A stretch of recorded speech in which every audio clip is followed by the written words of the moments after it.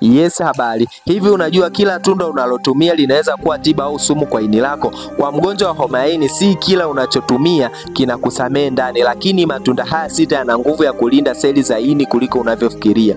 Ndizi ni laini kwa ini na hupunguza uchovu wa mwili. Kwa siku tumia 1 au 2. Tango lina maji mengi yanayosaidia kusafisha ini kwa haraka. Tumia glasi 1 asubuhi. Nanasi lina bromelain enzymes ya kupunguza uchovu kwenye ini. Tumia kipande kidogo kila siku. Chungwa lina vitamini C ya nguvu inayosaidia kulinda ini dhidi ya kuharibika. Tumia kipande kidogo kila siku. Tikiti maji lina maji zaidi ya 90%, ni dawa ya kuosha ini. Tumia vipande 2 au 3 kwa siku.